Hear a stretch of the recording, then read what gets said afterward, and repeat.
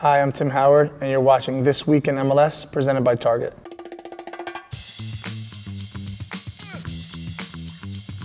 We got Tim Howard introing the show now. Timmy. When did he have time to do that at I don't know. All-Star? He was making saves. He's a busy guy. Took some time out for us. That feels nice. It does feel nice. Yeah.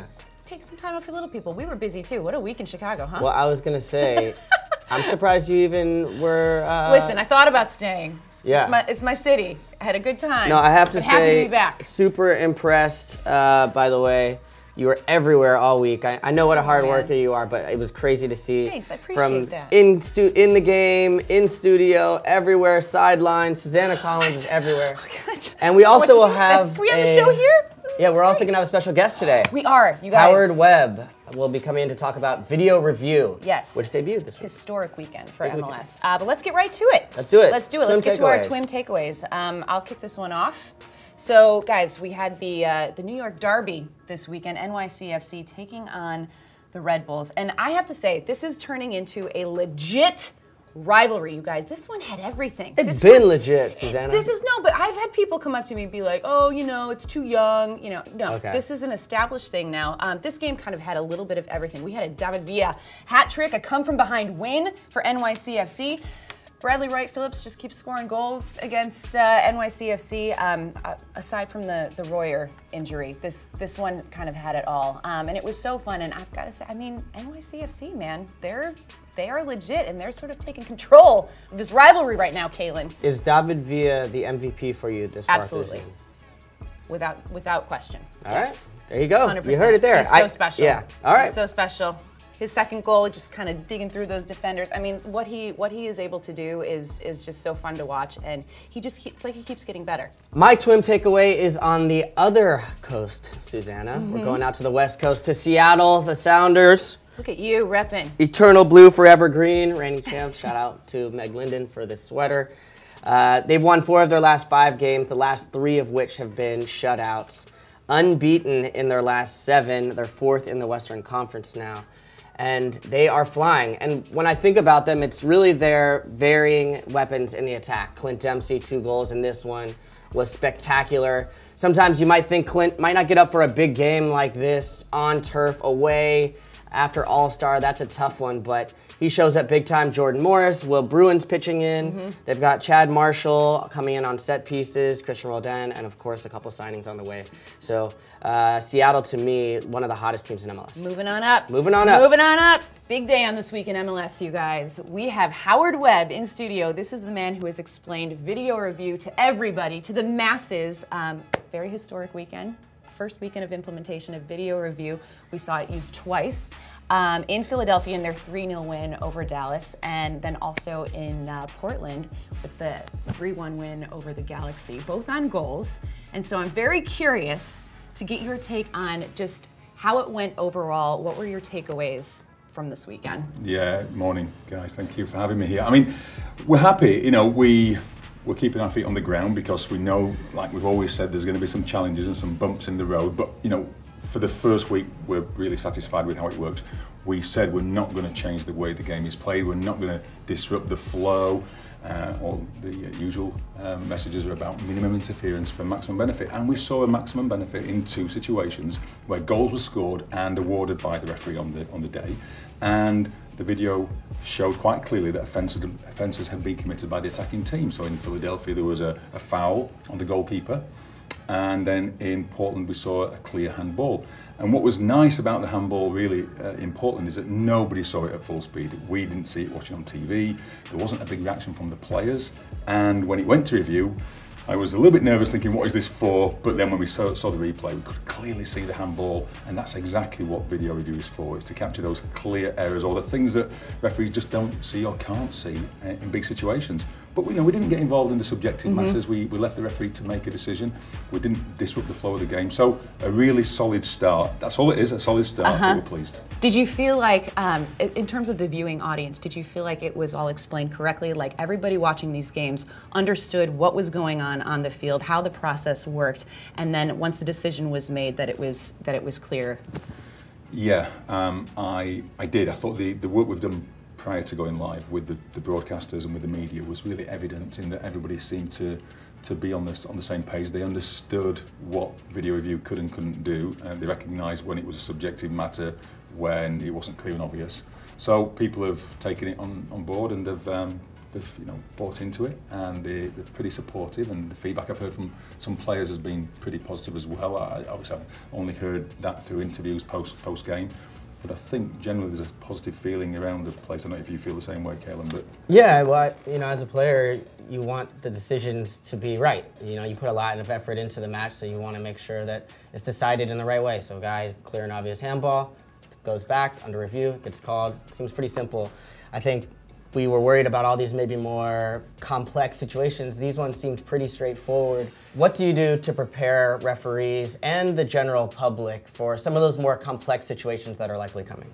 Well, we've done a lot of work. We really stretched the system in our training. We took the guys away to Utah for 5 days and really put them through some really extreme situations, some really complicated ones. So I'm confident they're ready to deal with those more difficult situations, the ones we didn't really see this weekend.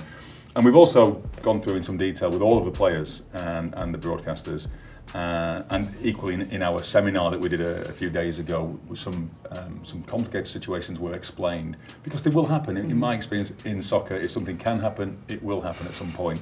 And we feel that the messaging has been pretty strong. But again, it's important that we continue explaining to people what's happened, and if we get it wrong, saying, we got that one wrong, because we will from time to time. Mistakes will happen. This is not going to solve every mistake in the game, and there'll still be those opinion calls where somebody at the end of the game will say, well, I think that was still wrong, and the VAR didn't intervene. What's happening? Well, it's just somebody's opinion at the end of the day. I'm hoping that everybody who looks at those plays from the weekend says, that was a clear handball and that was a clear foul on the goalkeeper.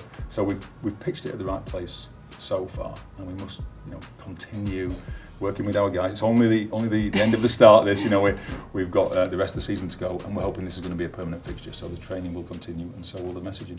Awesome, great stuff, Howard. Good luck the rest of the way. Thanks for being start. with us. Good debut. Thanks, Yes. Thanks for your help in spreading those messages. Great. Absolutely. You've done a great job. Thanks for being here. Great. All right, let's move it along, Calen. Let's do it. Let's do it. Let's talk about a team who has been struggling the first half of the season. The Colorado Rapids had a chance to kind of kick off the second half of the season with a win at home against Vancouver. They were up 2-1 late in the game, but a Freddie Montero goal in the 76th minute gives them the 2-2 draw. And after the game, Pablo Mastreni says that this was basically a loss for them. Even though they got a point, he said this was a loss just based on where they are in the table, how they've been playing. I'm very curious to see if you agree with his sentiments about this game. I always agree with Pablo. How could you not? How could you not? Yeah. No, I mean, let's just take a look at where this team is. 6-12-3, last place in the league right now. Not where you want to find yourself. They have, I believe, 13 games left, excuse me, 8 of which are going to be on the road. Colorado's always struggled with road form.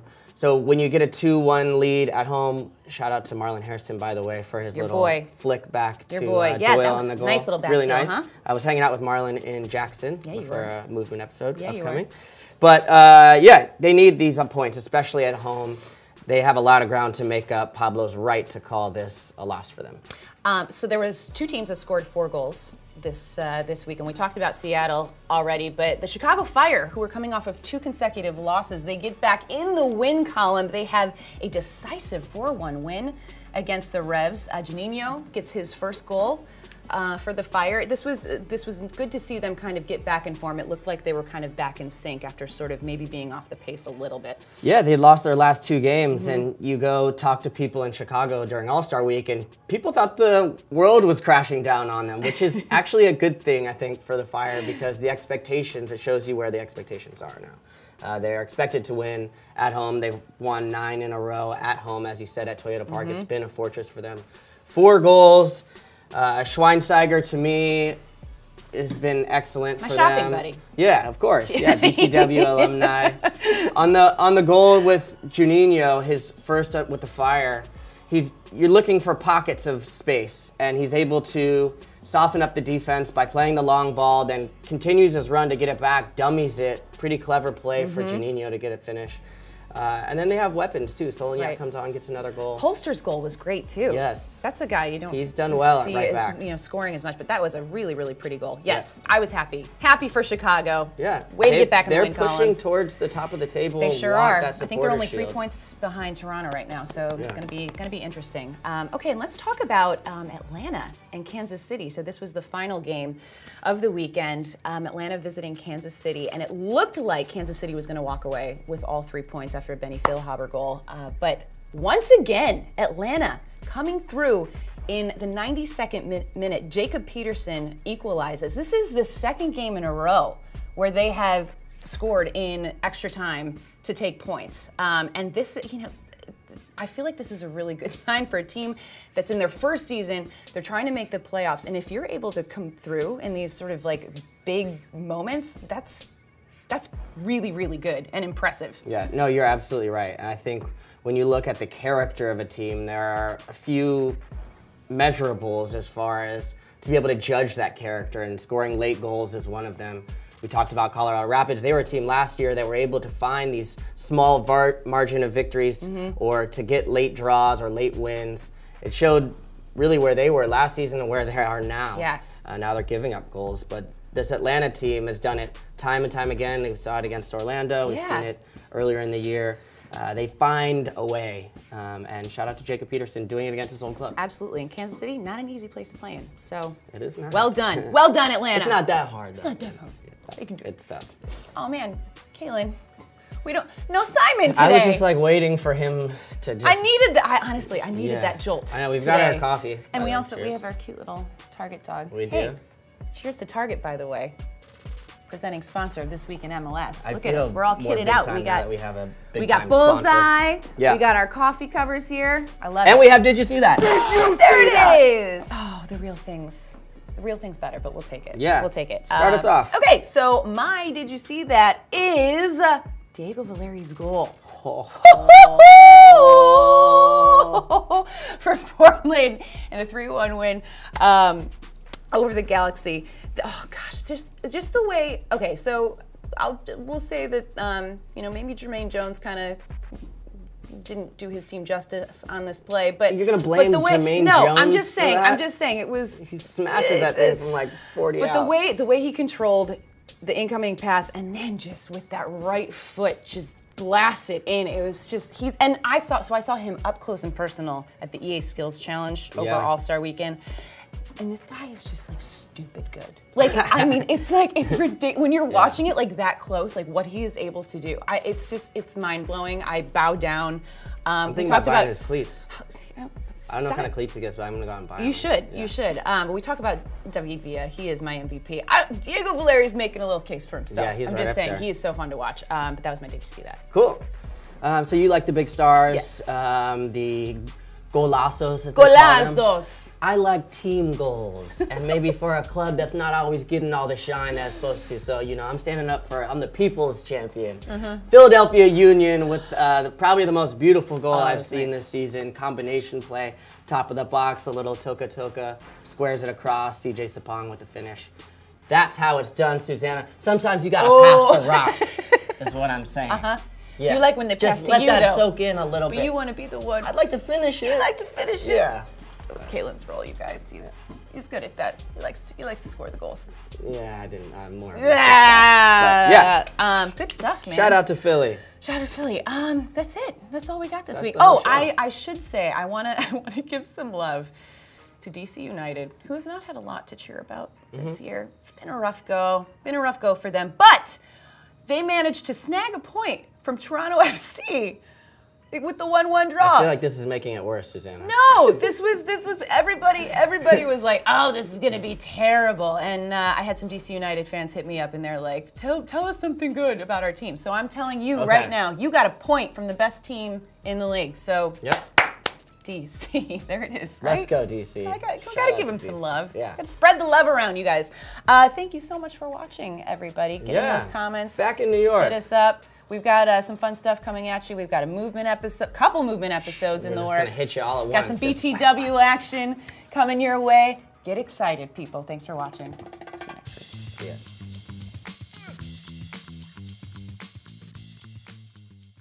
Guys, thank you so much for watching. If you liked what you just saw on This Week in MLS, and why wouldn't you, then hit like, subscribe, watch all of our other content. We've got episodes of BTW and The Movement. Oh, yeah. I've heard that's a good show. I've heard that's a good show. I love that show. Quality content for you guys. Check out our YouTube channel. Like, subscribe. Please like us. Please.